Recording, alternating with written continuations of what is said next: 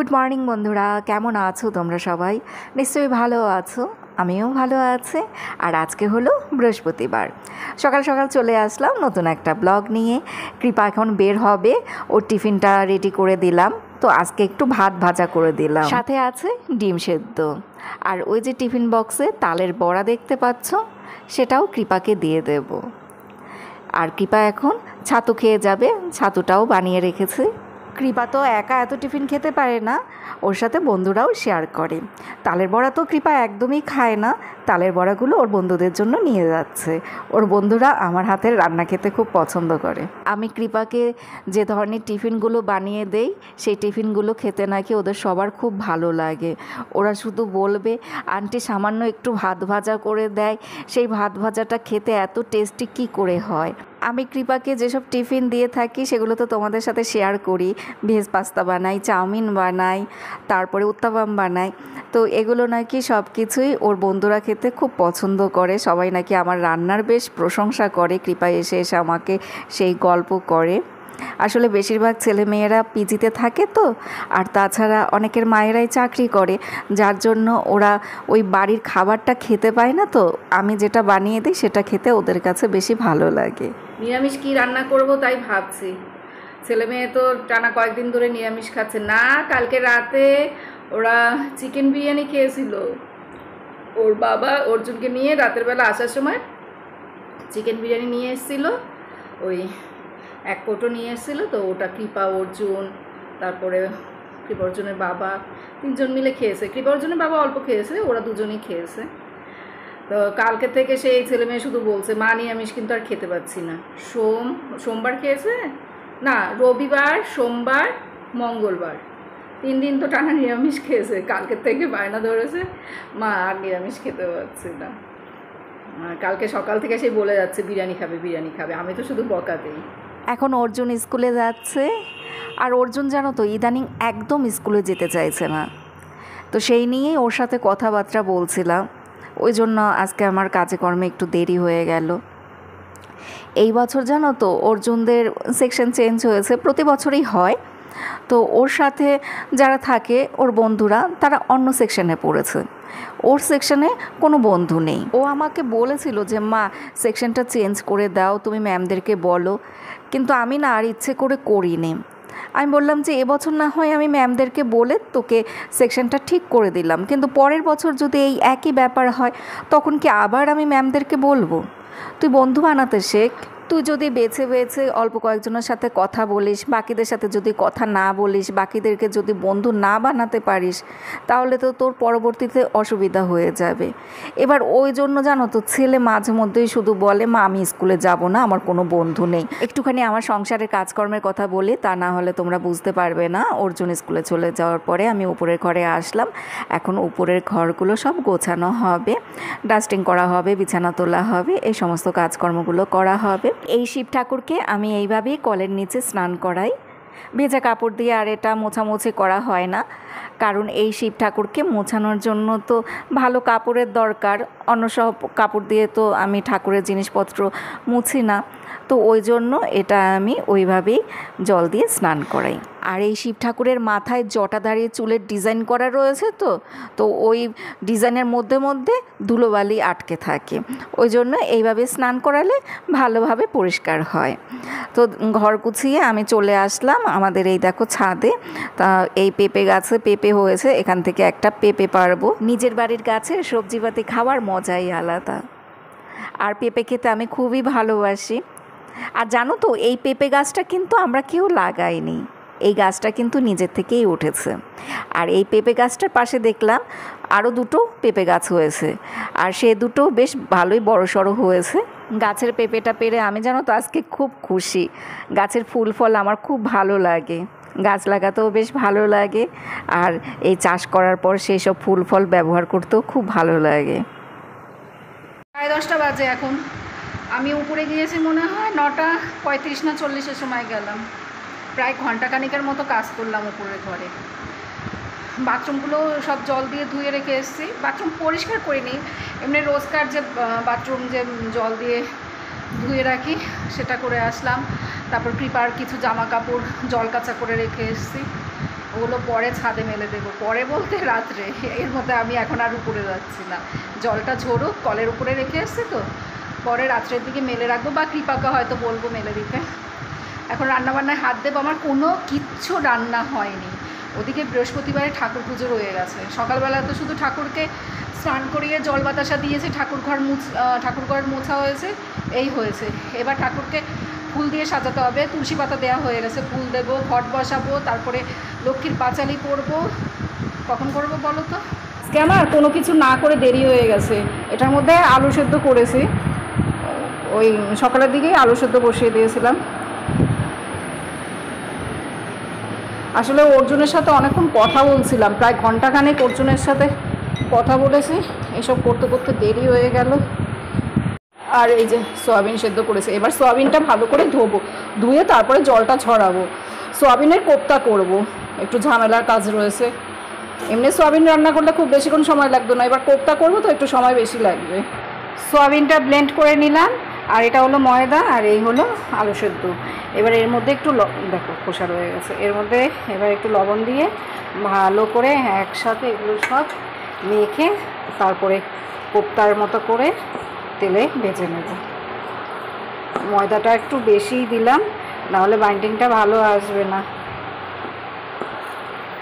সোয়াবিনের কোপ্তা করতে গেলে ময়দা, কর্নফ্লাওয়ার এগুলো একটু বেশি লাগে। কর্নফ্লাওয়ার আছে কিন্তু সেটা না ওই মাছের ছোঁয়া লাগা, ওই জন্য আর এটার মধ্যে দিলাম না, শুধু ময়দা দিয়েই মেখে নেব। অর্জুনের কথাটা তো তোমাদেরকে আর বলাই হলো না। অর্জুনের মেইন প্রবলেম হচ্ছে এখন ওর সেকশানে কোনো বন্ধু নেই, সেই জন্যই ও স্কুলে যেতে চায় না। বন্ধুদের সাথে যে গল্পগুজব হয়, খেলাধুলো হয়, সেটা এখনও ফ্রিলি করতে পারছে না, যার জন্য ওর স্কুলে যাওয়ার ইন্টারেস্ট নেই। এখন আমরা শুধু ওকে সারাক্ষণ বোঝাচ্ছি যে ওরাও তোর বন্ধু, ওদের সাথে একটু একটু করে তোকে অ্যাডজাস্ট করে চলতে হবে।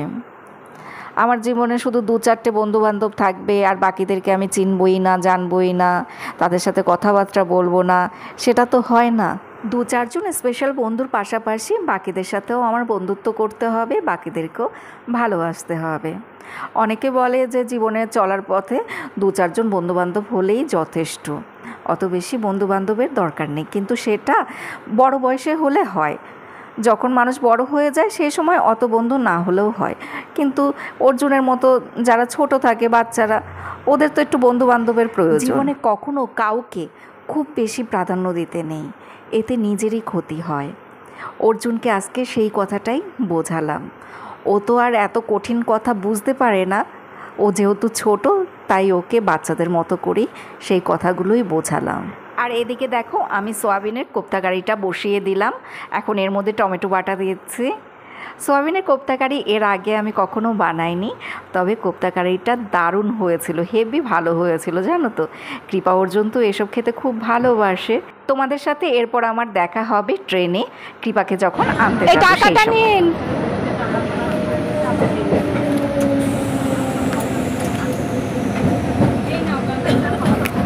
ট্রেন থেকে একটা ব্যাগ কিনলাম, সেজন্যই টাকাটা বের করলাম।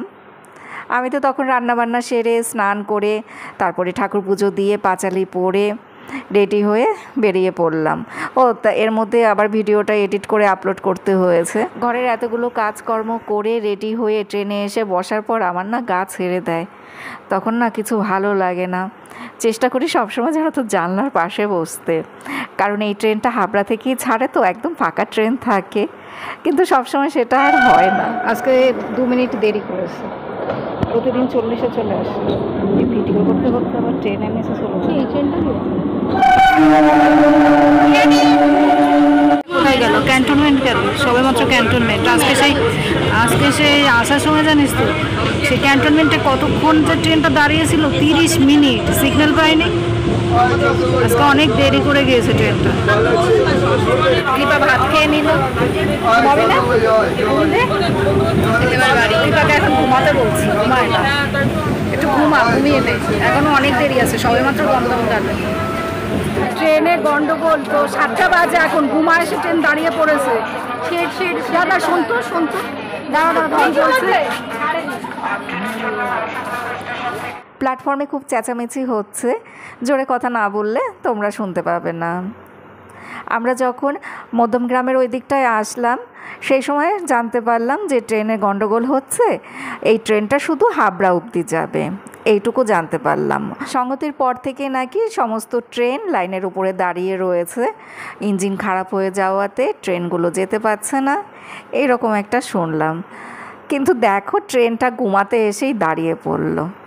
অনেকক্ষণ ধরে ট্রেনটা এখানে দাঁড়িয়েছিল।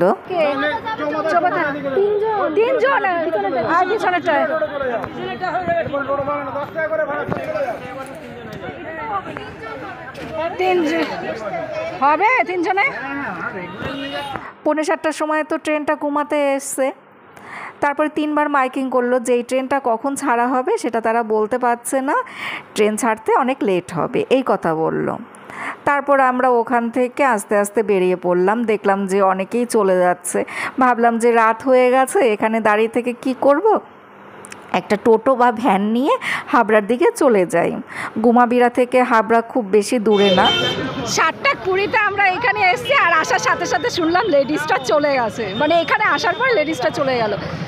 এখানে দেখো কত লোক এসছে, এখন তো ভিড় একটু কম হয়েছে, এখানে দাঁড়ানো যাচ্ছিল না, প্রচুর লোক চলে গেল অটো নিয়ে। আর আমরা ওদের জন্য ওয়েট করছি, ওরা বাইক নিয়ে আসবে এর জন্য। আর বাসগুলোতে তো আজকে অসম্ভব ভিড়, কারণ বনগাঁ অব্দি যাবে না তো, ভীষণ ভিড় বাসগুলোতে। 8টার সময় বাড়িতে এসছে, এখন মনে হয় 8:30 বা 9:15 বাজে। বাড়িতে এসে ফ্রেশ হলাম, ঠাকুর পুজোটা সুইটি দিয়েছে, ঠাকুর পুজোটা আর দেয়নি। ওই ঠাকুর ঘরের বাসন, তারপরে একটু বাসন এগুলো ধোয়া মাজা করে গা ধুয়ে আসলাম। তো আমি এসছি আমার বরের বাইকে, পূজা আর কৃপা ওরা দুজন এসছে মেজদার বাইকে।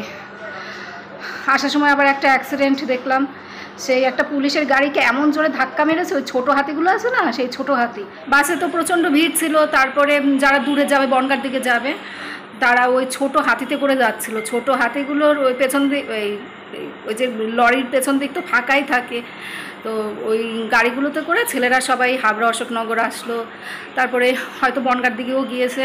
তো আমি যেই অবধি এসেছি দেখলাম যে ওই ছোটো হাতি একটাও ফাঁকা নেই। তো ওই যে ছোটো হাতিটা ওই পুলিশের গাড়িকে ধাক্কা মেরেছে, সেই ছোটো হাতির মধ্যে প্রচুর লোকজন ছিল, সব ছেলেরা। তা ওই গাড়ির পেছনের দিকটা না পুরো ভেঙে একদম হয়ে গেছে, চ্যাপটা হয়ে বোর্ড ফোর্ড সব খুলে গেছে। পেছনের দিকে যে ওই গাড়ির নাম, ওই নাম্বার, ওইসব প্লেট কী সব লাগানো থাকে না, সেগুলো সব খুলে গেছে। ওই বরের সাথে আসছিলাম বাইকে, আমাদের সামনেই হয়েছে অ্যাক্সিডেন্টটা, ধুম করে শব্দ হয়েছে। আর একটা অটো ছিল মাঝখানে, ওই অটোটার জন্যই অ্যাক্সিডেন্ট হয়েছে। ওই অটো ভর্তিও লোক, আজকাল কোনো কিছু ফাঁকা নেই, সবাই তো ওইভাবেই যাচ্ছে। তো অটোতে সেই পুরো ঠাসিয়ে লোক নিয়েছে, ওই অটোটাকে সাইড দিতে গিয়েই নাকি ওই ছোটো হাতিটা ওই পুলিশের গাড়িতে ধাক্কা মেরেছে। এমনি যে মারুতি সুজুকি যে গাড়িগুলো আছে না, সেই গাড়ি। আর ওই গাড়িতে ছিল পুলিশ আর একটা মেয়ে, হয়তো পুলিশের ওয়াইফ হবে, যাই হোক। তারপর তো ওই ছোটো হাতিটাকে দাঁড় করিয়ে ড্রাইভারকে নামাচ্ছে পুলিশ। এবার কি হয়েছে না হয়েছে সেসব আর জানি না। ওই রাস্তাটা খুব খারাপ, গুমা চৌমাথার ওই রাস্তাটা খুব খারাপ। আমার বরকে আমি তাই বললাম যে তোমরা শুধু শুধু আসলে, আমরা ওখান থেকে ভ্যান বা অটো নিয়ে চলে আসতাম, অটোতে করে সবাই তো যাচ্ছে ওইভাবে, আমরা চলে আসতাম। যদি কৃপা বা পূজা একা থাকতো তাহলে না হয় তোমরা গিয়ে নিয়ে আসতে, আমি সাথে ছিলাম, কোনো অসুবিধাই হতো না। শুধু শুধু ওরা আবার ওখানে অতটা রাস্তা গেল, আমরা ওখানে কতক্ষণ সময় দাঁড়িয়েছিলাম। এখন নাকি রেল লাইনের রাস্তা ক্লিয়ার হয়ে গেছে, 7:20 সময় যে বললাম না লেডিসটা ছেড়ে দিয়েছে, তো এখন নাকি আস্তে আস্তে ক্লিয়ার হচ্ছে। কী অবস্থা, পরপর 3টে বনগাঁ ট্রেন নাকি ঢুকতে পারেনি বনগাঁতে। আর আমার জায়ের মেয়ে পূজা, ও তো বারাসাতের অ্যাডভান্সে পড়ে, তো ও বারাসাত থেকে সেই ওই ট্রেনে উঠেছে। বলে আমি ট্রেনে উঠে, লেডিসের আগে যে ট্রেনটা বলে সেই ট্রেনে আমি উঠলাম, উঠে দেখি কি সবাই ওই ট্রেন থেকে নেমে যাচ্ছে।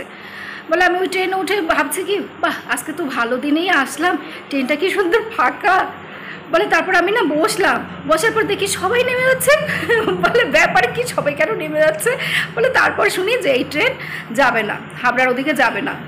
তারপর বলে আমি নেমে এই লেডিস ট্রেনটা ধরলাম, তা না হলে ও ওই ট্রেনে চলে আসতো। 5:19 বিধাননগর থেকে একটা ট্রেন আসে বনগাঁর, তো ওই ট্রেনটা আজকে 5:30টার সময় দিয়েছে, 10 মিনিট লেট ছিল।